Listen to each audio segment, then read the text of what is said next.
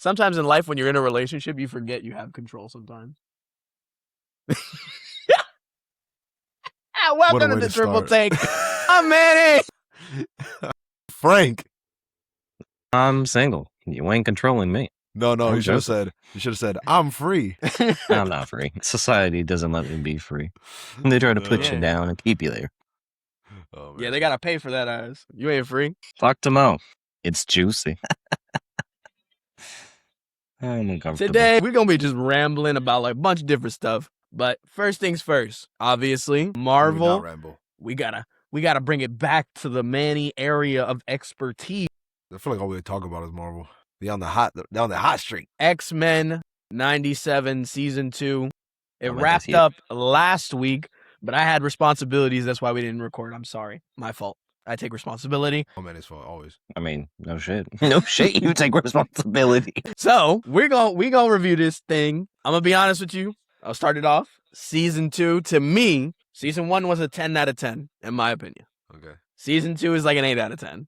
Maybe a 7, not gonna lie. I think that's low. That's too low. I think maybe a 7. I'm not gonna lie. It brought me back, but it's still very good. I love the direction that they went, especially the twist ending towards the season finale. Tears, my boy. I won't say names, but my boy. There's just certain parts of this. There's just certain parts of this that felt really anime filler, and it really felt like put together to like give us an episode that barely connected to the main plot line that we were following at the end of season 1 going into season 2. There's like maybe like 3 episodes that I could, but everything was still great. Animation, to my opinion, got better. Certain characters, there was a lot of flash frames, bro. They took some sauce from One Piece. Certain characters are really pushed to the forefront in terms of this animation. Like, they are above and beyond. Bro, one guy I'll shout out right now, Bishop. Goated. Bro, that animation for for Bishop was crazy. I thought Frank said bitch up. that was my Spanish accent. There's not really much I could really say without going into the spoiler room, because it's a very it is I'll say this. It is a very heartfelt season. It's very, very much a heartfelt season. I know that this is coming off of the back of that guy getting fired. I forgot his name. Joseph probably remembers his name. I didn't even know someone was fired. Contract terminated. It starts with a D. I know that. He was a part of the original X-Men writing team. Basically. I forgot his name, but he got let go because of allegations that were against him. I don't think I think that they did well. I think that they did great without him. Well, I feel like he did. But now that you say that, though, like it makes sense. 2.5 seasons drafted, from what I understood. Yeah, he had 2.5 seasons, so we don't know what was not his drafted and what was his. Oh, I lied. It was a B. Bo DeMayo. Okay, I'm not making that up. Beau space capital D lowercase e capital F AYO. Bo DeMayo. DeMayo. Yeah. Well, that guy. DeMayo. Fired for egregious misconduct. Yeah, egregious misconduct. That's why I said allegation. I'm not saying he shouldn't be fired, but I don't know nothing about that. But I can at least attest to the fact that the difference between him being a part of season 1, because I don't know how much it works like when it comes to that stuff, but I'm assuming the writers play a part after they write it to ensure like the story is going in the direction that they intended it to go, or like at least like give advice of like, hey, this is what I meant when I wrote this, or this is what I meant when this was going, like to the director, right? I'm pretty sure they're in close talks to make sure like, you know, they understand each other well, because I'm sure they're directing, but the guys that wrote it, I'm sure, and you accepted the script, I'm sure you would want their advice or advisory on how the script or how the story's going, right? Get a clearer picture. So when it comes to, you said that there was drafted 2.5 seasons. I'm assuming that since he was gone. 2. He was the creator and the head writer. Okay, yeah. So so even more of an understanding of like, even makes more sense. But what in the direction that I'm thinking, right? If he's the head writer, he's the one like spearheading the story. So when you don't have someone like that, or like switch it up towards the middle, it can feel kind of choppy and all over the place. And that's kind of like what season 2 felt like. It was a good story, good elements, but like it didn't really have, like Manny said, it didn't really have that cohesiveness that you felt in season 1. Like he said, the animation, fire. Some of the story elements, fire. But like there was literally a time where I was watching one episode and then it went to the next one and I'm like, did I skip an episode? Like I'm just like, I don't know what's going on. And then I had to keep watching, like, and then towards the middle I understood what was going on. Like that's how I felt personally. Like I didn't know what the hell was happening until like halfway through the episode. That literally happened between 4, 5, and 6. Like towards the middle. Those ones, I was just like, what? Whoa! Those are the ones that you're saying it felt like filler episodes, right? You're just like, what is going on? Like, even though I got some sauce, one of the greatest back shots I've ever seen in my life. I don't know what you're talking about. Polaris felt the date. Yeah, felt the danger. Yeah. But like. I saw Marvel Tokon. I saw a DLC character unannounced. It felt put Polaris in the game, bro. It felt like towards the middle they kind of didn't really know how to connect everything, so, and it felt like they almost had that beginning, the end, and concepts of the middle of like how everything connected. That's how season 2 felt. But yeah, I don't want to get into specifics yet. So and I give it a 8.5, 9 out of 10 because I think the story element is the only thing wrong with it. Like that part that I just said. Everything else is amazing. So, from a production standpoint, the first half, I'll just say, of the season, each episode, wow, I'm tired. Episode, especially like the first 3 to 4 episodes, literally felt like they were just throwing haymakers, right? Because they hinted at the end of season 1, hinted at Apocalypse is going to be the next big bad guy. Where did everyone go? Somehow people, they end up in the desert, and then you're like, where'd the other people go? And there's like, what's happening? And it really hooks you in. And as the season progresses, there is a substantial disconnect, because then you have the argument of like, well, if they're here and there's here, but then the story here kind of stops, so they're continuing it here. Because they're doing this here, does this undo what happened here? Yep. And there's you a don't weird really back see and forth. The repercussions or the consequences of each decision that they're making, right? Yes. But at a certain point, arguments through the season that were presented that had like a global scale effect, and the threat was supposed to be a global level threat. Globally. At a certain point, the global impact of what was going on was just out of a global point of view. For example, as season 1 built up, the season 1's about Sentinels, they were all over the place. That was global. That was global. Yeah. And then towards the end of magnetism, magnetism? Well, English. No, we can't speak today. No. I was trying to say the field, the Earth's magnetic field is what I was trying to say. Yeah, the global EMP. Yeah.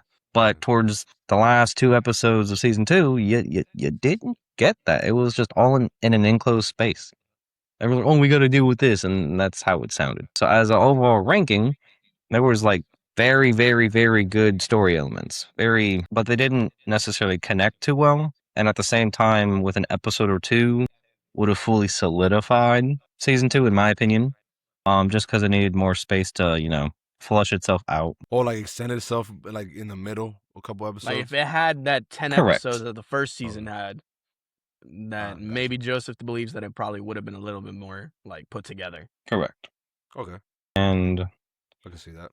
It also seemed like, since it didn't have as many episodes of season 1, it was missing a solid episode, because that last episode should have had a part 1 and part 2, to be honest. Maybe even a part 3, maybe even like a 2-hour episode, who knows? But, with whatever happened with the creator, Mr. DeMaio, whatever. It looked like Disney was just like, hey, let's scale the budget down and then take some of that budget and throw it in Avengers Doomsday, to be honest. This is how it felt to me. So holistically speaking, I would honestly... Not the worst idea, in my opinion. Because what gets me is like there was so much potential in what was set up with season 1. Sure, season 1 definitely hyped it up a lot, and there were grand improvements, especially with the animation. But the crux of a show like this, or any type of project, is the story, and that really hurts it. And sure, they're great moments, but holistically speaking, those great moments didn't necessarily feel in unison, in my opinion. You know what this felt like? This felt like Attack on Titan season 2. That is a very good comparison, Frank. I would shake your hand if I could, my good sir. That's a very good comparison. Now, you saying that like kind of clocked it in for me, Joseph. Yeah, you're welcome. Because I give it a 7. Because I ain't gonna fuck up a good story. I ain't gonna fuck it up. It really Give me just the depends fucking on job. like how much the story right. like is how much that matters to you in terms of like what it fumbled on the story. But I can see what you're saying based on what you said. Go ahead, Manny. Sound the alarms. You want to yell at me? Sound the alarms. It's your Sound the opinion. alarms. Oh, no, All right. like you when your opinion's stupid. If you have not seen X-Men 97 I'm smart enough to know what I'm season dose, this is your chance to skip ahead to the other stuff, the other fun stuff we have planned. Click the timestamp. Hopefully it's there. Yo, shut up. Facts. Hopefully it's there. I just need to do it. I'm sorry. Because these spoilers will be happening in 3, 2, 1. It's a copyright strike, I swear. Is it a copyright strike? Like, I don't know. Dude, I'll find out. Are we Cartoon Network? No. Cartoon about to Network find died. We're about to find out. But the company that owns it did fucking having. What, Warner Bros. Is going to come down and drop their little meat on us? Bring it, motherfucker. Yeah, the DC meat of like, get shit on. Well, they're desperate, You bro. get shit on with shit movies. They're desperate. They're desperate, bro. They're failing everywhere else. They gotta get something. You know what? They ain't getting Dragon Ball Z could never, because that was a real solar flare. Storm! Storm! That's really what you're gonna start with. Yeah. Storm! I have to talk about it. That was the greatest thing I've ever seen, like an X-Men do. Oh, like it has to be on animation, live action, animation, anything. not comics. Not comics. Not Okay, comics. You said anything. That's a I was different realm. Yeah, That's a different realm. I gotta make sure I gotta see where the line is. This Wakandan goddess, Yo, because she is part That's Wakanda, to be jealous. decided to jumpstart a ship with the sun. Superman could never. Honestly, Marvel's Tokon downplays her. Everything downplays her. If that was her ultimate, her level 3, I'm in there. I would play her. I would play her. I'm in there. I needed to get that out. Because that is the greatest thing I've ever seen. But that was such BS because like she was just like, I can't do that. Yeah, you can. All right. Like it didn't even look like she struggled at all. She was just like, oh, I just gotta think about the sun coming here. Done. Look. Like, bro, like Women might not be my thing, but if a woman talks to me the way she talked to that son, whoa. Like honestly, solar flare.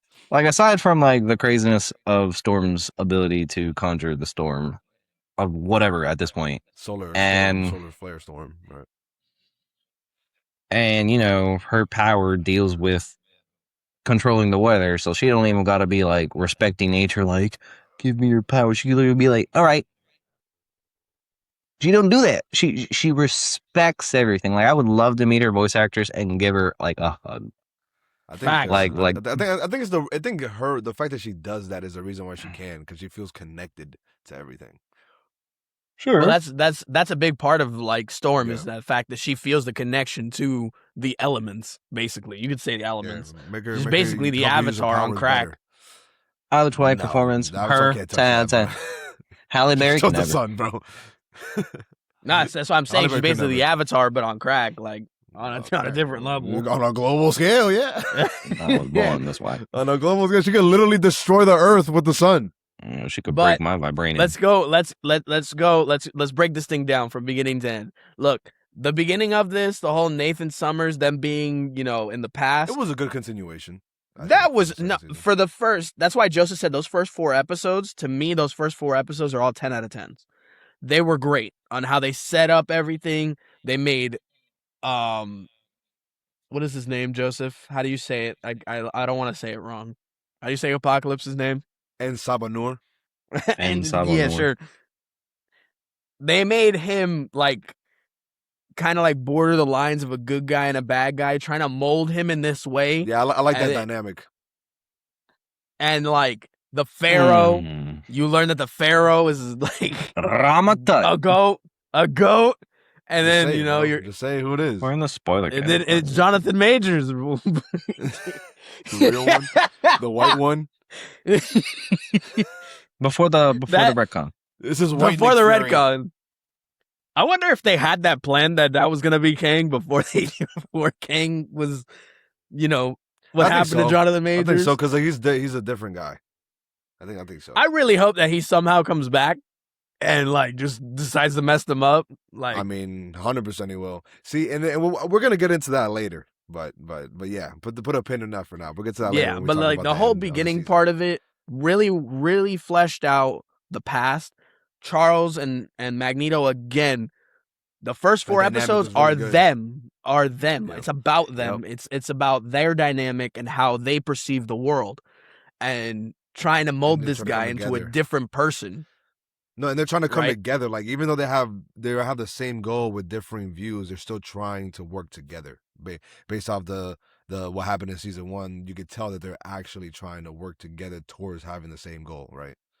Because they already know the threat that this man is in the future, and it's just a great storytelling. That's why I border the line of an 8 to a 7, because of the first 4 episodes to me are 10 out of 10s. They're amazing. Because in my opinion, one thing that the reason why I gave it a higher rating than you guys, even though the story was a little choppy, they still got the characters felt even better in season 2. Like each individual felt like their individual. Like the mistakes they were making, the selfishness, the sacrifice. Each person felt like they had their stamp on the season, even if they were in the background. You know what I mean? Like it That's felt like valid. everybody was so distinct, and you saw that clear separation even more than in season 1, because since they fleshed out kind of like, because obviously season 1 was like, Woo 97 is back. This is how they are, right? Like kind of like a reminder of who they are. But then now they're more like into their characters, so they can kind of like, not leave it to assumption, but they don't have to flesh out like who they are. They just got to show it based off their actions and their decisions. And man, you saw it, because when you talk about Nathan, like the decisions that Jean Grey and Scott were making, I'm like, that's Jean Grey and Scott. As a mother and father. Yeah. It's just like, man, save the whole planet, or have them destroyed because we want to see our son a little bit longer. See our son a little bit longer. I'm like, yeah, sure. Call back to a very, very old episode with, shout out to Momentum 95, of Hero and Villain takes about X-Men that Frank had. The X-Men are selfish. Bro, I thought about that. They're the worst people. They're the worst people. Like, they make the worst decisions.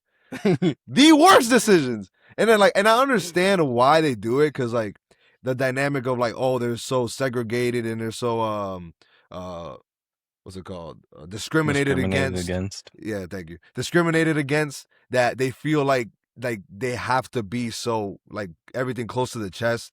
And it's almost like, the world has taken so much from me. Why can't I have this? Like, why do I have to sacrifice more for them when they've already taken everything from me? But it's like, at the same time, bro, some decisions you're just like, why? That's so selfish. That's so selfish. Like, if you they're literally gonna destroy the world. If you think back to the first season, them not being selfish landed them where they were. Don't even get me started on Wolverine. I'm just saying, if you think back, Joseph, I don't know if you agree with that, but based off of Jean Grey and Cyclops season 1, them not being selfish kind of led them to where they ended up. If you think about it, right, and this is more of like, I think selfishness went the same way. This is in a different way. Hear me out. So think about life, right? Yeah, in general, you'll have the things that you want, right? And if given the actual opportunity, knowing that you have to give up things, or even for a slight moment in the grand scheme of it all, would you not want to have at least a moment of the things that you want most dear to yourself? Of course. The time that they never got. So, you, more than likely, Don't just say, "Oh no, I would always do the right thing." You would always take that moment to at least think about it. And the fact that people are always going to take that moment to consider the possibility of just having what they want for a simple moment is enough to really make that, pull on your heartstrings. You know what I mean? I agree. No, I understand what you're saying. I agree with that lawnmower too. That's crazy work. But well, I'm not saying like I said, like that part is good because that part is good because it shows their human, like the flaw in their human nature, right?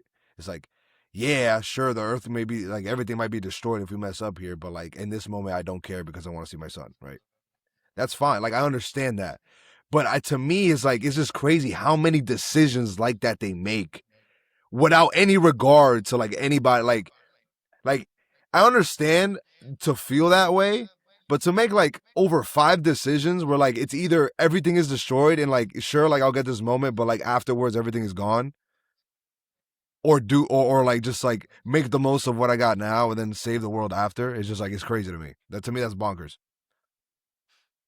I understand. I understand your point of view. Yeah. I understand your point of view. But let's get into those Rise of Apocalypse part 1 and part 2. Wait, episode 3 and 4. Before that, we do need to make sure that we mention that when they were storming the place after stormed everything, that Apocalypse dipped. Right, the Apocalypse that was in the future, he dipped. Okay, wait, hold up. Now we're gonna take a little pause. What I don't fucking understand, right? You set up this fucking season, and at a certain point, it's just like, well, technically, sure, Apocalypse is Apocalypse, and Salvanor's Apocalypse, sure. But since you're showing it from 2 different fucking points of view, technically you end up with 2.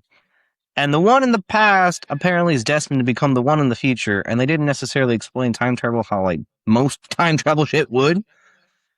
And I'm just like, are you dealing with 2 of them, or are you dealing with 1? And apparently the whole time you're dealing with 1, because then you just forget the one in the fucking past, and somehow at the end of the season, it's just the one from the future. Yeah, I was gonna get to that after the 1 and 2, part 1 and 2, but yeah. I don't give a fuck. That was my biggest fucking problem. Well, and I have a theory about that, but continue, Manny. Hear me out. Episode 3 and 4, obviously the best episodes of the season. I don't think we need to have a discussion on that. Mon ami. No, it was not. Episode 3 and 4 was way better than 8, 9, and 10. Danger, execute that. I can shit. The whole like Apocalypse becoming Apocalypse, I found that very, very telling of like mutant kind. I love how they did it. I love how you finally got to see Professor Charles Xavier lose. He lost, like literally lost, like, and to the point where this man literally didn't even want to do anything. Didn't even want to hit him anymore. Like Apocalypse was just like, you're an ant. Ants don't deal with gods. No. After killing his best friend in front of his face, knowing he couldn't do anything, man put his gigantic foot right next to his face. And he said, on his face. No, right Cowards. next to his face. It was right there. See that? Yeah, that was his foot. Sure. Only cowards step on ants. No, that's not what he said. I don't fucking care. He should have stepped on. He should have fucking did it. He said, gods don't take pleasure in crushing ants. and he's kept it there for a second. Then he stepped over him. I was like, nah, that was cold. I was like, bro, one of the things that X-Men 97 gets better than a lot of other media, especially superhero media, they got the villains good. Like you got Bastion, crazy. Those jokes, crazy. First of all, I don't know what they do with robots, and they just out here absolutely flaming people. They just completely destroy people's careers. Bastion flaming people. Freaking Danger destroying the absolutely flaming people with disabilities. and Apocalypse and Salvanor like literally making this man feel like nothing after killing his friend in front of his face. It's just like the amount of like man and when you're talking about Sabanor, right? And The best thing about him is like when it comes to every character being distinct, that was probably the most human, like start to finish of like a character's origin story I've seen in that show. Because you got him like making a valid point of trying to take, freedom for his people because they were enslaved. I was like, okay, cool. He's not a bad guy. Like it makes sense because he killed like whatever, everything happened. And then you got one guy in your ear trying to make you a better person. The other guy trying to help you, trying to make you become the person that you're supposed to be, which is an evil guy. And you just want to do the right thing in the middle. And you see him torn, but it's almost like fate is making sure he becomes what he's supposed to be. Right? Outside forces. And it almost feels he almost feels justified in doing what he said but you still see him struggling. And at the end of the day, when he decides to actually become Apocalypse, when he finds Ship and he goes into the room, right? You see that and he meets the Celestial. You see, he meets the Celestial and he touches the thing and becomes Apocalypse. You realize there was never a future where he wouldn't become Apocalypse, because no matter what happened, if he got the chance, he would have took it. No matter what, he would have took it, because his arrogance and his anger were the things that were deep inside him that would control his decisions, no matter what anybody else did. And that's where Magneto messed up, because he thought he could get rid of that. No, no, he could not. So look, we're gonna go 4, 5, and 6. These are the filler episodes. I'm gonna be honest with you guys. I enjoyed them for what they were, especially episode 6. I love which one was that one? 6. Danger. Oh yeah. What was 4? Was 4 5? No, sorry. 5, 6, 7. I think I got that wrong earlier. Sorry. Honestly, I watched them all 5, in 6, a row. 7, I forgot because which one. 1, 2, 3, 4 is the Rise of Apocalypse story. Yeah. Then 5, 6, 7. I know episode 6 is Danger. I know that. But which one was the Wolverine one, bro? Was that like episode 5? That was episode 5, right? That was episode 5? That happened before Danger.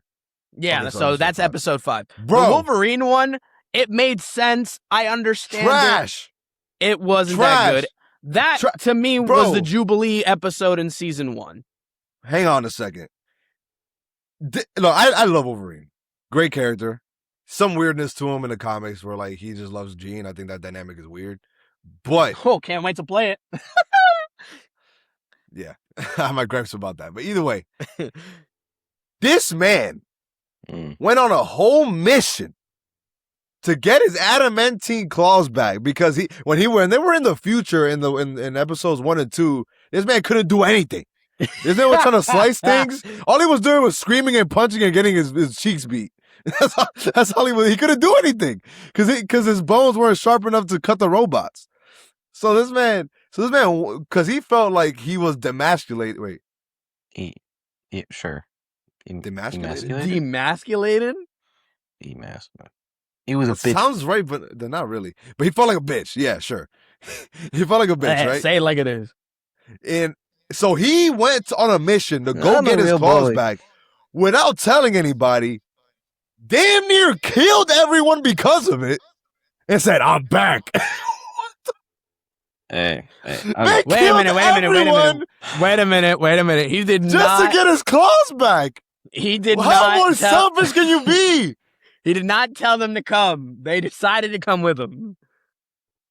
But he didn't tell them the reason. He figured it out. They figured it out when they were on the ship. After they died? Look. That's their fault. Should have never went with him.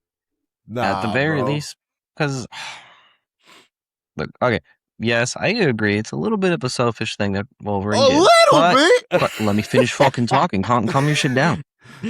Right, a little selfish. Didn't tell the whole truth, but at the same time, just to justify, they're like, well, I guess we could completely get rid of the Weapon X program. But if no fucking person went there, and somehow those alien bug cucarachas came out, the world would have been fucked. No, that's very fair. To be fair. But that's true. But that's almost like it turned out to be that way, but he didn't know that. Okay. Well, He had every there's this intention thing to called go life. there. It happens. No. Yeah, it does. No, It does. because like the whole thing with Jean Grey, Cyclops, and Nathan, I don't agree with their decision, but at least it's understandable. Okay, Okay, cool, you can relate. Like, okay, cool, it's a very sad thing. But with Wolverine, like, there's no justification for that. Okay. It's just to get his claws back. That's just he killed people to get his claws back. People Alright, that he please. considered friends. You don't give a shit about people. Go on. Yes, Continue. he does. He gives a crap about a girl that's decades younger than him. Don't give a shit about himself. Okay. He did care about Morph, and by the end of that episode, Well, for real ass it. I just want you to remember the fact that he never told Morph not to go. no, he told him in the beginning of the episode when they're on the ship. He told him, he's like, "Why are you with me?" And he's just like, "I can't leave you." I'm pretty sure he was talking to Nah, that's why. That's why he told him to shut up. Like, there's a little back and forth. Which Morph, shout out to Morph, man. This man is the GOAT. This man literally sacrificed his life for this man to get his claws back. This man gave up everything to like get his claws because he realized it. He realized they unleashed Omega Red to get his claws back. Yeah, I didn't know No, how when that Red was, by the way. When that thing by the way, wild. He better come back in season 3 because he was not destroyed by that stuff. So who wins in a fight, Omega Red or Captain America? Russia. Ooh, that's a good one. I think Omega Red kind of beats him in a straight 1v1. He's like undead low key, right? In a straight 1v1, I think Captain America will probably lose to him. There's not really a mutant that can actually stand toe to toe with Omega Red. That's why Marvel's Wolverine is about to piss me off. Jean Grey better be there. Jean Grey better be there. I mean, that's all I gotta say. Don't mess with me, Marvel. Enhanced. But all I'm trying to say, like, I feel like that was the craziestly selfish, irrelevant episode. Like, why do we need a whole episode so that he could get his claws back?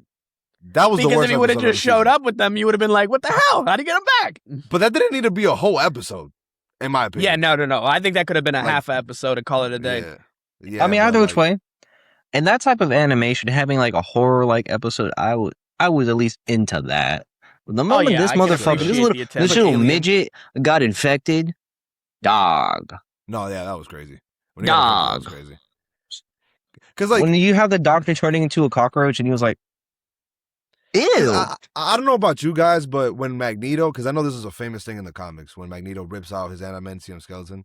Yes, I mean, it happened in season 1. No, I know. I'm saying like but obviously like the comics was first, so like that's like a big part of the comics. They did it in season 1, and I felt like the way he got it back just undermined how it happened in season 1. Like season 1 was like, whoa, what the? This dude is crazy. Like Magneto was on a bend. It's over. Like this man said, I don't give a crap anymore. And then now in this one, it's just like they made a whole episode as an excuse just for him to get it back so he could be relevant again. Even though he wasn't relevant at all. Exactly. So what was the point? That's why I said this was very like 5, 6, and 7. I'm pretty sure I'm right about that. Actually, I'm not right. What was the episode with like Jubilee and Sunspot with Cable's team? Was that episode 2? 3rd or 4th. It was. I think that was happening in between. It was like 2, right? It was 2, right? Mm-hmm. I think it was happening in between like 1 and 2. Out of all the side stories that happened, Wolverine was obviously the weakest. Yeah. But we move forward to Danger. I'm gonna let you know right now, man. Tokon knew that this bitch was in the fucking series way before. There's no fucking way. There's no fucking way. Hey, that's Disney for you. There's no way. They knew the show was going to make them want to play her in the game. Bro, fun fact. When that episode came out, the usage rate of Danger went up. Of course. Same thing what happened with Spider-Man and Brand New Day came out. Everybody started wanting to play Spider-Man. Bro, it's insane. And let me just say, Frank mentioned it a little bit. Bro, this woman, the machine. Danger? Yeah, Danger, yeah. Is a menace. A savage. She's a bitch. savage. This man brought me. Bro, This man brought Professor Xavier to Genosha, destroyed Genosha, and literally said, "Isn't it funny how we're in your biggest failure? Like, you're such an asshole." She downloaded the Bastion files, bro, for sure. But and then obviously she went crazy. She's messing everybody up. The way she fights is bonkers. If she fought like that in Maul versus Tokon, she'll be my number 2 easily. None of that BS. Marvel versus Tokon? Yeah, that's kind of funny. Whatever. You thought I was gonna let you escape? Never. Yeah, shut up. Anyway, I'm on time. You can even switch characters. Anyway, I can. When she's fighting and she goes Baki mode and just dives in and starts punching. I forgot who. Baki. She punched the shit out of Polaris. No, she started punching like hella rapid punches. I'm just like, bro, Polaris. where is this in Tokon, bro? I'm not gonna lie. She's punching the crap out of everyone. The way Polaris caught a 14-piece combo in her fucking ribs and they didn't break, Woman's a unit. Ain't no way. She's the mistress of magnetism. Magnetism? Bro, honestly, out of the filler episodes, Danger was the best one. Out of the filler, Danger was by far the best. Because at least, sure, you can kind of consider the Danger one a filler for the most part. But the way she egged on Xavier was like a natural progression. You know what I mean? Because you can't just have a disconnected filler similar to the Wolverine episode or the Jubilee one too, where it was just out of nowhere. That's how this person's gonna get like a buff. Because the way she just pissed off Xavier, made that man actually like lose his wheelchair. I was like, damn, she really kicking a guy on the ground. Launch out of his wheelchair, bro. Nah, she was on timing, and I loved it. I'm glad. I'm gonna be happy when she comes back and she's good. Yeah, bro. But the thing is, she was always good. I don't think she went crazy for real. I think she knew what would happen because like I was telling Manny off screen, off recording, whatever you say. I wasn't here. That Manny was like, oh, like she was really trying to kill him. I told him no, she wasn't. I think she knew that the only way to get Xavier the thing that he wanted was to make Polaris actually let loose and be willing to let loose and take that mental block off. That's why when she defeated her, she kind of was like, okay, mission done, right? Because this girl got destroyed and regenerated. Yeah, she grew and came back. I was like, ooh. It's like because she knew she wasn't done yet because she needed more out of her, right? And what was I gonna say? And like you got to think about the fact like out of everyone in like maybe even the world, she's the one that knows the X-Men the most. She trains them. She's seen them grow. She's seen them develop. Mommy. Like she knows every single person like ins and outs, up and down. Like so she knows exactly what to do to make sure they don't die but still push up. Personally, that's what it felt like, and I'm like, yeah. And honestly, I feel like there was another filler because the one where they're getting, and I think this, even though like Danger was the coolest, I think the one where they're trying to save the racist guy, I forgot his name, Graydon Creed. Yeah, Graydon Creed. Oh, I think that was son.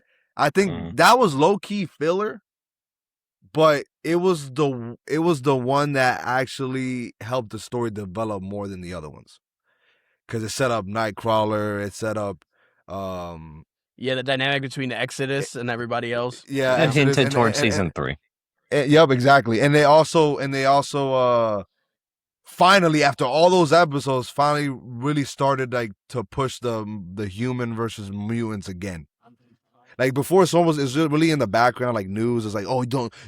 Everything is like you don't want to like push it too much right now. Everything's kind of haywire. Like you'll mess everything up with the dynamic right now. It's kind of good, whatever. And then that episode really showed like it's not good. Like there's still people that are discontent, and like these things are still going on, which I think like that's something they should have. They're probably gonna flesh out more in season 3 again, but I feel like they kind of put it too much in the background this time around when it came to this. Because like I get it, Apocalypse overshadows that for them, But like I understand with you guys, like this was more like in a bubble, which felt weird for a celestial, like a person that got powers from a celestial that can literally make you pee your pants across time. Like,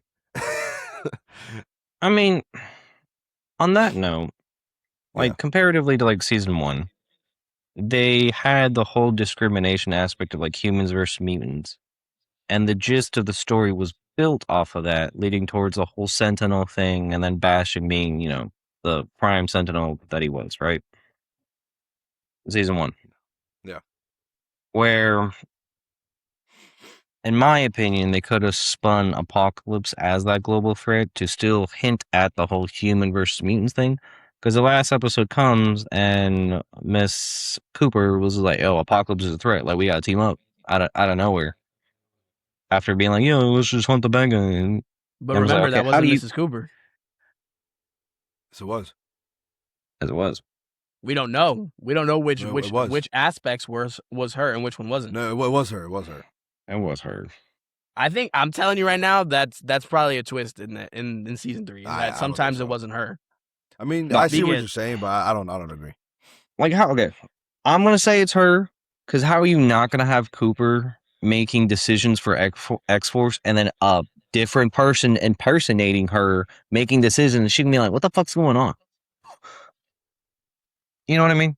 Yeah. By the which way, if they kind of built Apocalypse a little bit more, especially more as just like, this is what a mutant can become, and everyone being like, Oh, yo, yeah. we got to put Like a little force bit of a more leash here. discontent kind of thing. Correct. From the like give the humans more of a reason, you could say. So Mhm. I'm gonna say this, and this is probably like I'm shooting for the stars here. I'm more than likely wrong. Actually, let me save that for when we get to there. Let's talk about the ending of it. Obviously, we had the whole mutant civil war, kind of.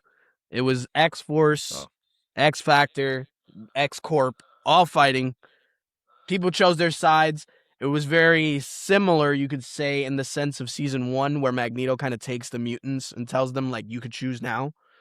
Yep. Like, but this time it kind of developed into a more, like, kind of political side of this time around.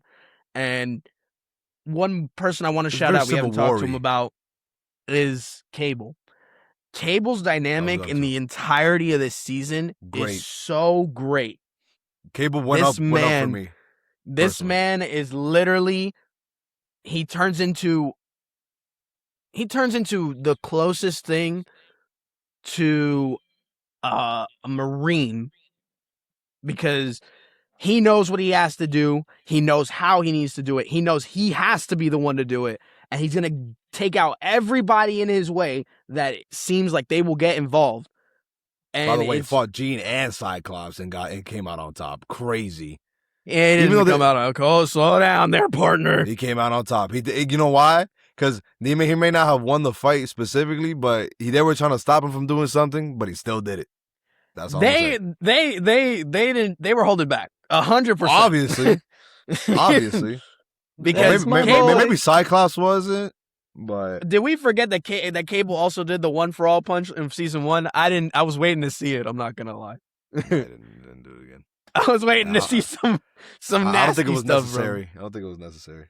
But I love him and how Same. this next season he feels like he's gonna play an even bigger factor in being that Marine, and this time being a general, but obviously coerced by the wrong person. And I just want to point this out. I'm a little bit disappointed. Havoc and Scott didn't have like a little interaction between them. They're fucking brothers. Like, what the fuck? Like, nobody. Hey. That guy's our nephew. Are your nephew? Yeah, like no, like Cable didn't even mention that's his uncle. Like, what the fuck? Yeah, they didn't even. Yeah, the closest we got was to Jubilee making fun of him, calling him a Walmart Scott. What are we doing? Which is funny. I was really hoping, and maybe we'll get it in season 3, that dynamic between the brothers of like, yo, why are you doing this? You're on the wrong side. Like, you know what I'm saying? Like, that would have been cool. So. I think that might come into play based off the ending, because if they're saving that fight for season 3, I'm in for it.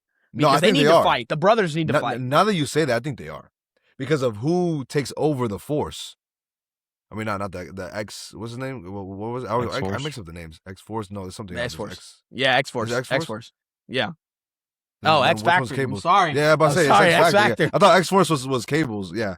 Yeah. He's in X Factor, and now with the ending, that might cause like a dynamic of like he has to do things that he doesn't agree with, and then that's when they're really gonna start bumping heads, right? So because before they weren't really doing nothing crazy. Let's get into that ending, right? Yeah, go ahead. We had the mutant civil war, but then everything kind of switches, and it comes back to Gambit. Coldest guy in the whole show. Sorry, Killed Apocalypse. He coldest guy in the whole show. Bro, all I gotta say is after Xavier struggling with Apocalypse and Magneto dying, especially after he has a strength to close a black hole, and then Gambit just be like, "Mon ami," and then that man's dead. Like, "Mon ami," and it's just dead. That's crazy. That's crazy. And the man literally stood 10 toes on business. Granted, he's Apocalypse controlled, but it don't matter. He wasn't like Apocalypse controlled though. It really shows how strong. Influence. Yeah, Apocalypse influence. Let's go with that. It really shows how strong Gambit is that he was able to wipe them because he wiped them easily. I wish they gave him a different outfit instead of just he's black. Like it was just literally his nice, vibrant pink and blue and his trench coat, and then they just grayscaled him. Like, why? Why was that so? Like from Angel going to Archangel, different, cool, gray. Yeah, I can see what you're saying. Yeah, they could have. Yeah, I would have preferred a little sauce with that, but then you get to that Rogue scene where Rogue's talking to the Celestial, and we're talking about love and sacrifice here. We're talking about love and sacrifice. Before you get there, I just want to point something before you get there. Gambit, before that happens, Gambit is probably the best villain I've seen in a long time. This man is no BS. I'm not going to tell you my plan. I'm not going to give you no monologue. I'm here to do what I got to do, and I'm going to do it. Man got a whole goddess, said, "What's up?" He said, "Who you think you're talking to?" Like, didn't even let her finish her sentence, ripped out her powers and killed her. He said, "I bet. Now we here. Are you ready?" "I don't know." "You're ready. We're ready." They let nobody finish no sentence. He said, "I'm here to do something. I'm here to do it. Y'all ain't gonna stop me. Y'all gonna get cooked." That's it. That's all it is to it. Go on in. Let's go on in. That's facts. That's crazy. You said that's fact. I thought that was crazy. That scene you gotta listen right to Justin more. I agree. That scene right there with Rogue talking to the Celestial, powerful scene. Yeah. Very powerful. Yeah. I love the dynamic that she had with the Celestial of how that conversation. Granted, it's only maybe 5 minutes, but it's so that dialogue between the Celestial and Rogue is on another world. And no pun intended. Obviously Rogue went with Nightcrawler, her brother, and she went with the Beast because Beast just had to be there because somebody had to hold the Bible. Someone had to fly the plane. Someone had to fly the plane too. That's true. Let me drive the boat. But you go back, you had that amazing sequence between Rogue and Gambit and her kind of ripping cool. Apocalypse. Did you like Rogue's design, Joseph? Yes. Okay, yeah. I thought she was going to have some amplified powers, but she just went, yeah. I mean, it's kind of like an excuse for her power to be strong enough to work. I think that's what I think that that's where I'm missing my part too. That's what I'm saying. I think they should not really touch on controlling celestial power with Rogue yet because she's not strong enough yet. So she shouldn't be like that. But I love that whole ripping, Xavier and Gambit are fighting inside of the head. That was fire, by the way. That was fire. You don't see Xavier do nothing. Finally saw him do something. And then you just see Rogue come out of nowhere, rip this man out. We get Gambit back, but at the cost of Nightcrawler. No, but sacrifice. It was supposed to be a sacrifice. But the crazy thing is that you think she's gonna. I mean, I knew she wasn't because I knew what Nightcrawler was gonna do right when it happened because I knew he peeped it, right? So but the whole dynamic of hey, they're saved, but she thinks she's gonna die. So like she's kind of holding him for the one last time, and then she kind of tells him like when the powers go away, like I had to make a sacrifice, and like she was gonna say it was her, and then you saw Gamera like kind of realize what she was saying, but right when that happened, Beast pulled up with the Bible in his hand. Man, the goosebumps right now, just bro. That's like even though I knew it was coming up, the fact you talk about the monologue between Rogue and the Celestial, the monologue between Nightcrawler and the Celestial, peak. This man Nightcrawler, Cable went up, Nightcrawler skyrocketed, bro. The GOAT of the series. I don't care what anybody tells me. Out of all the X-Men, he's the only one that thinks about others. That's all I'm gonna say. And stay true to himself. The only one, because especially the thing with Creed. I forgot his name. Creed. Yeah, Great and Creed. I almost said Adonis Creed. Great and Creed. Great and Creed. He has every right to be mad at him, to despise his brother. But the fact that he knows that the reason he's the way he is because of their parents and everything, he wanted to extend an olive branch, even though that didn't work out. But but he tried, right? Like he didn't let anger consume him, and he wanted everybody to make peace. But yeah, I think that Nightcrawler's a GOAT. That's all I'm saying. True sacrifice. And he made sense because he's the only one that doesn't have a lover or family. I loved every single bit of that ending. That ending was very, very, very well done. You know, and that's why I give it that extra bump. Because originally, like, I was at a 7, and I give it that 8 because that ending is 10 out of 10. Like, of the message that's behind it. Exactly. And you know one thing that, and I talk about like the distinctness of character, and I think Nightcrawler was one of them. And I think one thing that really showed like the Gambit part when like he took over people, one thing that really showed that Nightcrawler holds back is that scene, because he was fighting all of them, and all I was thinking is like, okay, first of all, his hands are ready to eat for everyone because he's pushing the crap out of the girls, the men, anything. Like he beat ass, right? And I'm over here POV. Like POV. First, like this man took a page out of Andrew Garfield's Spider-Man, right?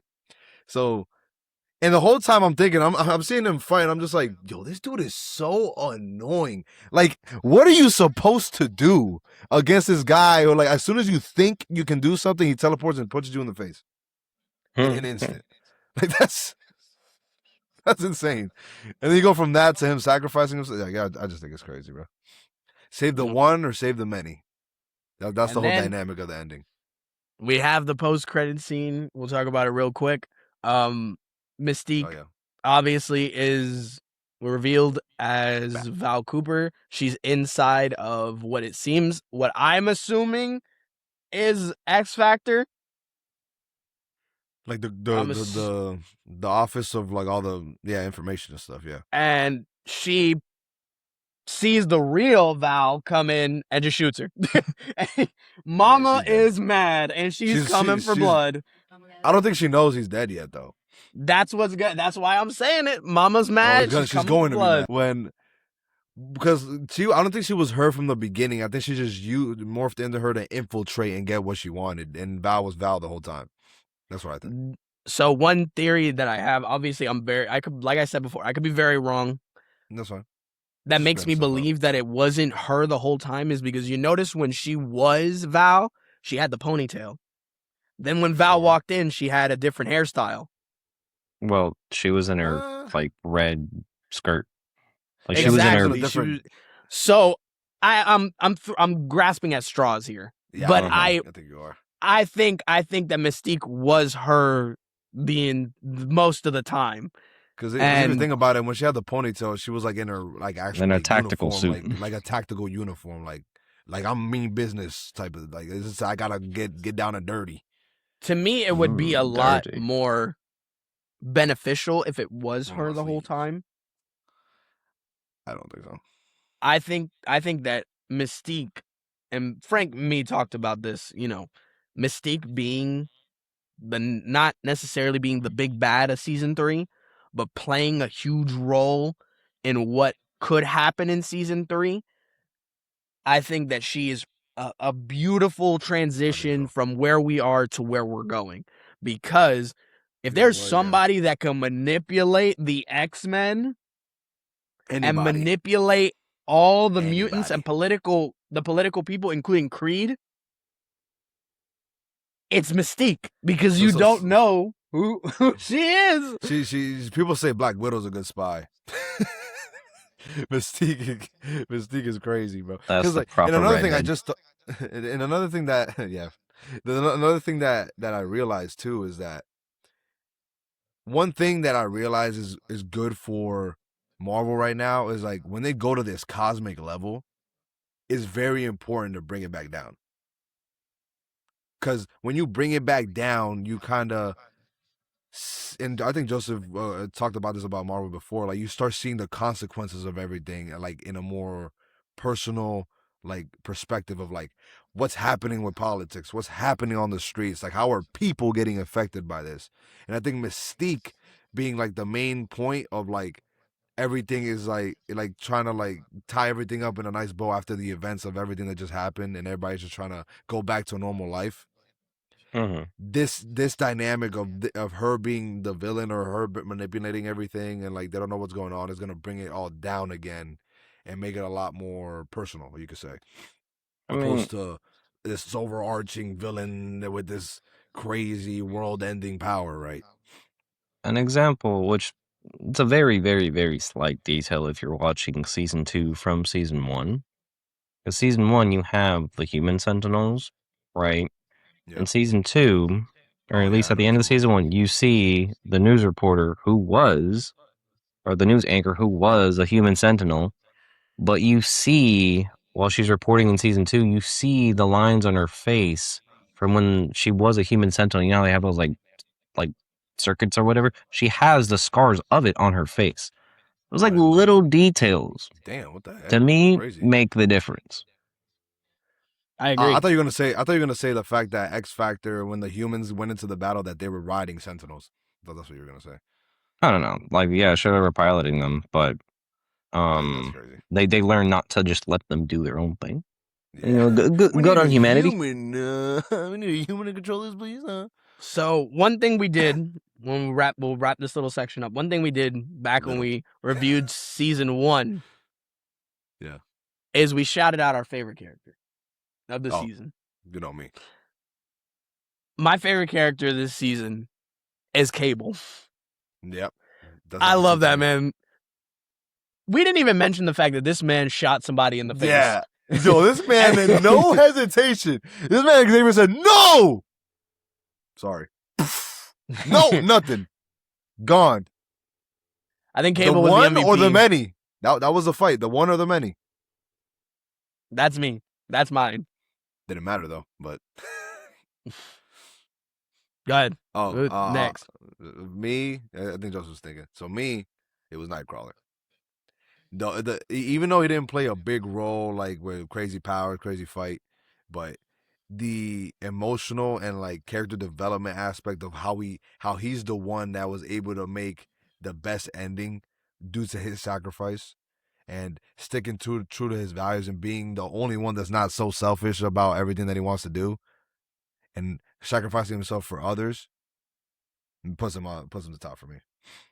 And it was like snippets, right? Because from the first, middle, and end, like he had his moments, and like there were, and like and every time he was on screen, every time he talked, it made an impact every single time. Well, if I had to pick one, Danger. No. No. For someone, he's like she's a close number 3. I mean, she's still on business. Respect to her, or it. Because there was a lot of inconsistencies with this season. Like, sure, Cable's cool, but he was talked up to be like, I gotta be the one to I'm the one that's gonna stop Apocalypse. Yeah. Rogue goes, what did Cable do? Unless Apocalypse is coming back, because he's not gone. He's in a little cube. Who knows? Nightcrawler's nice because of his character development.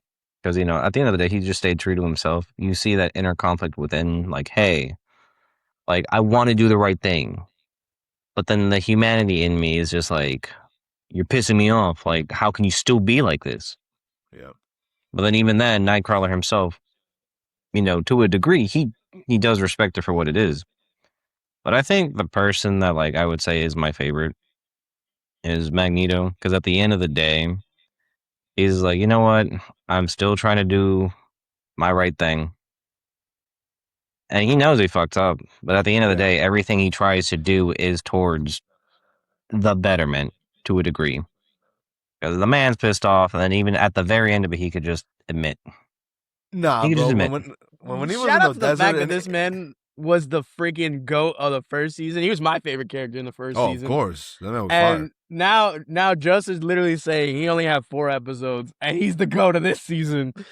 Bro, because I ain't gonna lie, he also made an impact when he was there too. Like in the first 4, he's one of the reasons why it's so good, right? But when real quick, when he made that decision to everybody was like, hey, should we go back? Should we go back now? Should we continue this? He was like, nah, I'll make a decision for everybody else. Let me just destroy it. That's there's nothing more Magneto than that. And just to wrap up, because I forgot to say this. I don't know about what your guys' theory on Apocalypse is. I think the one from the past was the one that revived Gambit and died. And I think the one from the future was able to go outside of time, and that's the one that's going to come back. I call bullshit, but okay. Because you don't know. Because where the heck did this man go? He didn't teleport. He went outside of time. He said, the X-Men are always in my way. I'm going to make sure they never do that. They never do that again. And he left. I don't know. It could be. It's very interesting. But let's transition. Let's hit these Quickaroonie topics. Let's hit them with the 30 minutes. From animation to live action. The cast, not all of them, of X-Men in the MCU.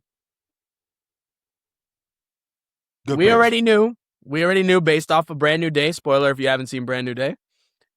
Sadie Sink, Jean Grey. As a first portrayal of Jean Grey, I loved it. I'm on board. I'm on board. Definitely got the bad parts of Jean Grey really well. If you guys have ever seen Ready or Not, Samara Weaving is gonna be my White Queen. Emma Frost. She was in that movie. She's the main chick in the movie. I don't pay attention. I've seen Ready Player One in years. Ready or Not. Oh, never mind. I don't think I've seen that movie.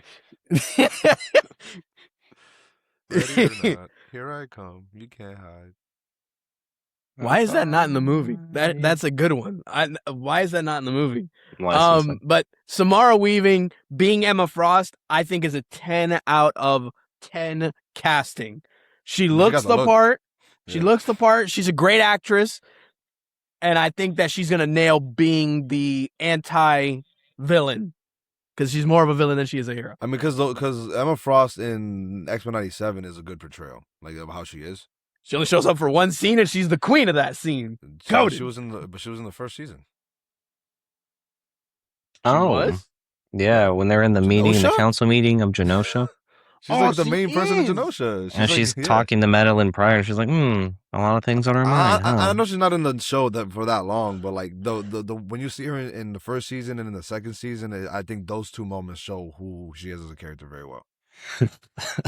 Right?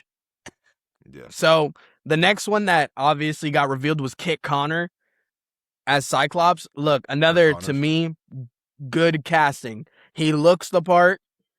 Definitely. I don't know his acting chops because he has very little. Shout out to Marvel. As you'll see when I'm mentioning the other names, they're getting a lot of actors and actresses that are not well known. Which is good. I think this is a good opportunity. Give them the opportunity, right? Yep. Speaking of, Maya Boyd, she will be playing Storm. If you don't know who Maya Boyd is, you haven't been to Broadway. Neither have I. You got me. So I think a Broadway actress can portray Storm very well. I think that's a good dynamic. Another person that's no actress. Storm is very performative, right? A little shout out, right? To it wasn't Broadway. I don't know if it was Broadway, but a theater actor that portrays an X-Men character to their peak. Sir Ian McKellen as Magneto. Oh, yeah. Yes. Like that dynamic of that over like that big personality of Storm, I think is gonna be a good like having Broadway as a background is gonna allow her to portray that very well. Is what I'm trying to say. I can see how that could help. I think that this being her first major film debut, I think she's gonna nail it. Because if you people were clowning it, saying that why are we getting unknown actresses? You got to remember, We gotta save the budget. Actors do auditions. Yeah. So even I'll be honest with you, you can't name me many misses when it comes to casting in Marvel. They've picked people and they've played the part good or extremely like amazing. I think that's what sets them apart from DC, like mostly. So the casting. She must have done something in her audition to let her like for this to be her debut film. So I'm expecting that at least she's going to be, if she's in the movie that long, we don't know what the story is. I have a feeling they won't be in the movie that long. That's just me. X-Men 97 season 1. What scene did she quote? Honestly. But you move forward. We'll save the best for last.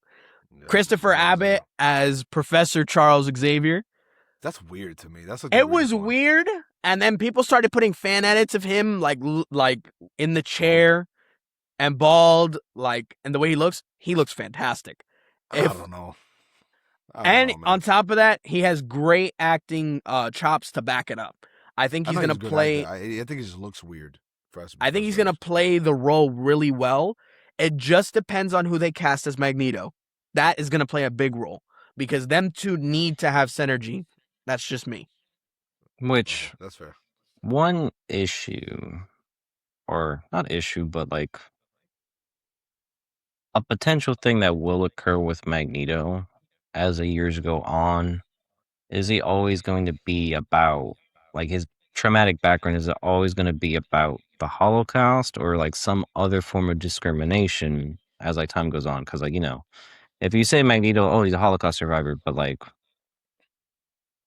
man's like 100, like how's that gonna work? You know what I'm trying to say?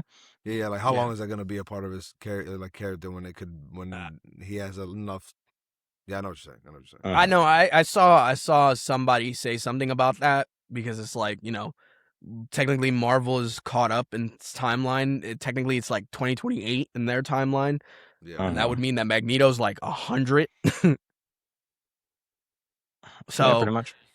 So like, yeah, I think they will change up. Be like pretty old too.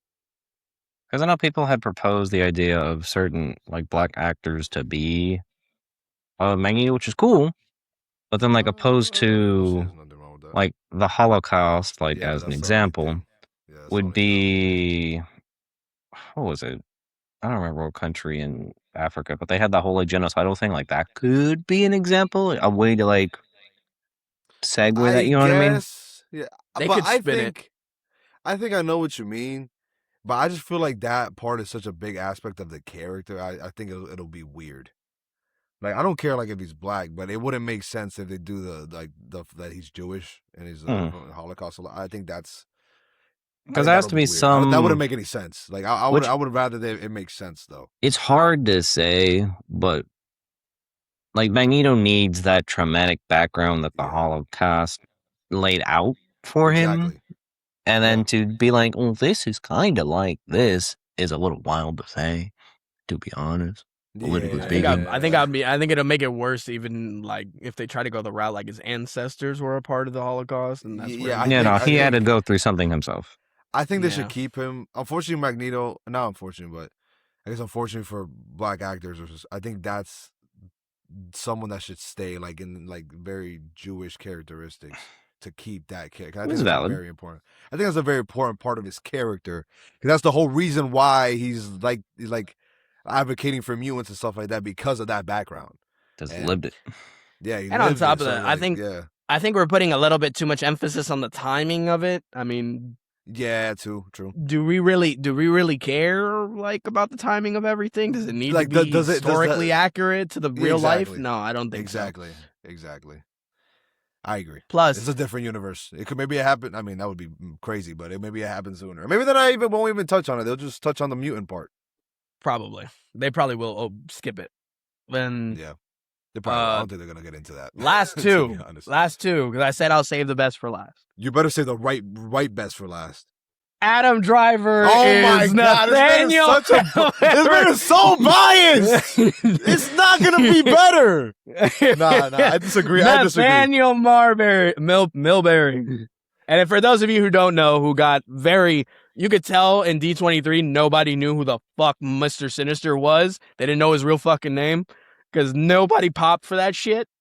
But at least the comic book fans did. When they announced him, and he just said, "Oh, nobody knew who he was." We're saying, no, nobody knew his real name. That's crazy, bro.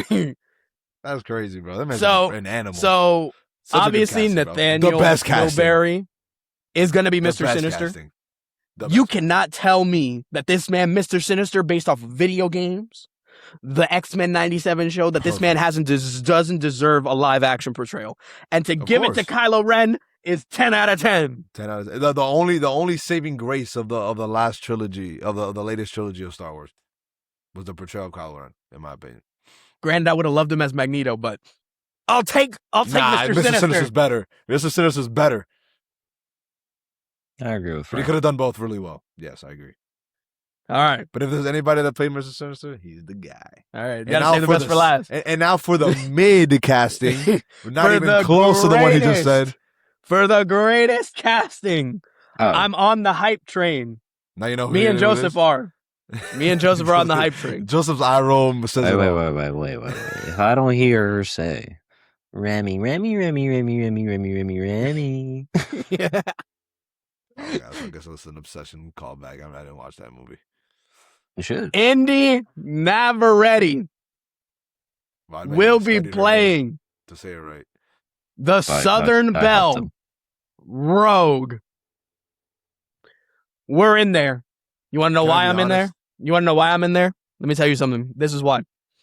Indy Navarrete has already gotten support from the X-Men 97 Rogue that she will help her to make sure that she has that character down bad. That's what I was about to say, because in my opinion, it like in the old Rogue portrayals, it was a miss that they didn't give her that accent, right? So the fact that we got it in 97, like it really felt like the character was distinct. So if they don't do that with the live action this time around, it's gonna be mid. And personally for me, I know you guys say that she's a good actress. Didn't see Obsession. I'm gonna say that again, but I'm gonna have to see it to believe it. I'm not in the hype train. I'm gonna be honest. I'm gonna believe it when I see it. If she does a good portrayal. All I gotta say is, Frank, you know me as a person. Going from crazy obsessive girlfriend, no, superhero Rogue and the X-Men is like, that's a very different dynamic. So, if you know me in real life, right? I'm the kind of person that'd be like, whatever. Watching that fucking movie, I was unnerved. It takes a lot. It takes a special thing to make me unnerved. But that's not what Rogue is, though. Okay, so I'm gonna need you to comprehend the concept of range. That's what I'm saying. Do you know her range? She's only been in one movie. Yes, I know her range because she's been in more than one thing. And on top of that, I've been watching. I've been going in the history books and I've been watching the stuff that she's been in. She can do it. She can do it. I don't know. She played. Even her I interviews. really want to see it. Her interviews of just her personality as just a person versus what she could portray in like Obsession as an example. Bro, she's an anime nerd. Yeah. Okay, so like we all got issues. She's perfect for this. I think she's gonna do great. Dude, so you think she's gonna be the star casting of this movie? Fuck no. Who is then? Because you said best for last. Kit Connor. Then why didn't you say the best for last, the real one? You biased man. Kit Connor Cyclops. You can't fuck this man up, bro. Cool. The pressure's on this kid. It's gonna be Mr. Sinister. Why are you not putting some respect on my man's name, bro? Kit Connor, Cyclops. We all know this Mr. Sinister is gonna be the best one. Joseph? I'm watching the movie. It don't matter. Nah, this man no fun. It don't matter. This man's no fun, bro. I'm Look, not. Look, No. at least I want to take this Take a section. stance. I want to take Me? this section right Does now. it matter? Doesn't matter. Yeah, If to they're me, it ass, does. we're still watching it be ass. To If me, they're great, to we're me, watching it be great. To me, it matters. It's gonna be. If I see some great. thick thighs, I'm in there. If I see some straight discrimination or just power control manipulation by Adam Driver's Mr. Sinister, Bars. I'm there. It don't matter. Just don't be ass. Goated. I just want to No, point no, this no, out. They don't, I mean, If to be fair, they don't have a get- high bar. They don't have a high bar. You know, What the fuck you mean they don't have a high bar? They don't have a high bar. So you telling me all the old X-Men movies were good? I liked them. I said X-Men were not they good? X-Men Last Stand was horrible. So- X2 was great. Yes. X1 is great. So, right. X-Men right, to Origins Wolverine. Frank's We don't mention proposal, right? To Frank's question, they have to match or meet or try to exceed the overall desire of what people want, because people are going to hold this movie to such a high standard, such a high hype that people. All right, I'm still fucking answering your question, That's fine. Go ahead. but. Never said not to. Like, you know, that's the unspoken goal that they kind of have to reach, to Man, be yes, I honest. understand. I mean, again, the casting says it, right? They're basically trying to come up with like the new, and there's a reason why they haven't announced Wolverine yet.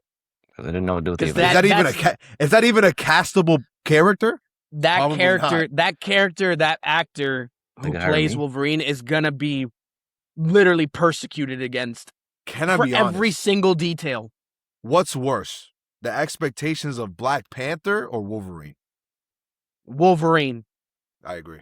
At least Black Panther, it was only one movie. Well, technically, if you count Civil War, Infinity War, and Endgame, 4 movies. Yeah, but he was barely in Infinity War and Endgame though. What? He was barely in Infinity War and Endgame. Infinity War. He was. Where did they hide Vision? What are you talking? That was all Penthouse. at the end of the movie. He was barely in the Penthouse. movie. He was barely in the movie. They talked to him. He said, "Yeah, you can shack up here, man. Fall a Endgame? little bit, and that's it." Endgame. Who's the first one out the portal? The goat. He'd be the At the end of the movie, and then you No, didn't even see him after that. Endgame. Yes, I agree. But Infinity War, I disagree. But we need to look at screen time. Bro, he was in. They were in Wakanda. You barely saw this man. You saw more Thor, Captain America. He was running with Hulk. Captain America. It showed you that he was faster. Okay, and after that, He was the one getting sliced up. He was slicing through everything, helping Captain America. he They were had the fighting little side fight by scene. side. but after that, he was irrelevant. He was. He They did just the used whole him to have the fight freaking there. Vibranium That's how they did. explosion. They used him to. They only used him to have the fight there. That's the only reason they used him for. He wasn't a big character in the story of the movie. Why are you gonna do Okoye, Jackie Robinson like This that? is no place to die. Like, what are we talking about? That's Get this it. man a shield. I'm not saying he didn't play a part at all. I'm saying he didn't play a big part. Ready to And defend. get your Like, if you defenses. compare it, and to get this Civil man a War and obviously Walter Black the Demon. Panther. Either way. I want to get to this part. Go ahead, Look, go ahead. this section right here, the hour and 22-minute mark. Oh, I haven't been marking anything. Cooked. Okay, I marked it for you. I Just would this like. part, one part. I would like. Shut up, everybody! Shut up! Stop! Good. You shut up. I would Bitch. like. You bitch. I would like. let's get this out. Ready? I would like to put in my audition for Gambit at Oh my ASAP. gosh. I understand. Do the action right now. Do the action right now. Wait, I need a line. I need a line. You can't just say I need- one on me. Like, well, I need to hear him say it first. Nah, Hold see, on. you're not pro enough. You're not pro enough, bro. If you need a guy who can be a half-witted dickhead, I'm right here. R.I.P. to anyway. I can do it. He's like that normally. I can do it. He's like that normally. Relationship over. So you got it. That's all I gotta say. I want to put in my hat towards Gambit. If you're taking non-actors and actresses that are not very well known, I'll put my hat in the ring. I can make Channing Tatum proud. I can make him proud. You can be a stripper. Just give me the chance. For no reasons, no specific reasons. I just, I love Gambit. I love the character. I feel like I could portray him well. If it's just there are no Tatum? alternative reasons behind that. Can I just be the voice of the Sentinels? You identified. I'll be happy. And Frank would like to be the newest Nightcrawler. I'll be a little racist. Me being like, and Joseph would like to play Mr. Sinister because he kind of looks like him. But that's a different story. I cannot do a German accent. I'll practice. The one in the original X-Men, the live action one, he didn't have no accent. He was on live action. What? They just teased him. They didn't put him.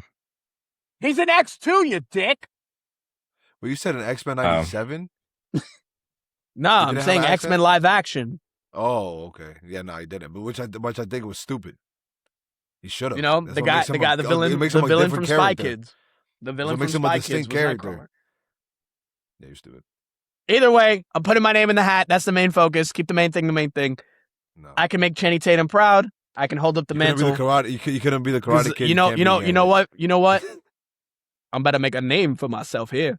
That's what I'm gonna do, boy. That's what I'm gonna do, boy. Give him the contract. That's it. That's enough. Hey, if they wanted to cast me as the Karate Kid, I feel like I could play Gambit. Just give me like 7 months of training and we're gonna be lit. Gotta learn how to use a staff and throw playing cards. Easy work. They did it for Now You See Me. Are we wrapping it up? Yeah, we gotta wrap it up. Okay. Oh man, we gotta wrap it up. I know you want more, but Frank wants to be a party pooper, and he said we gotta wrap it up. Joseph was the guy who's not the technical producer is producing the thing. But either way, we talked about all thing X-Men.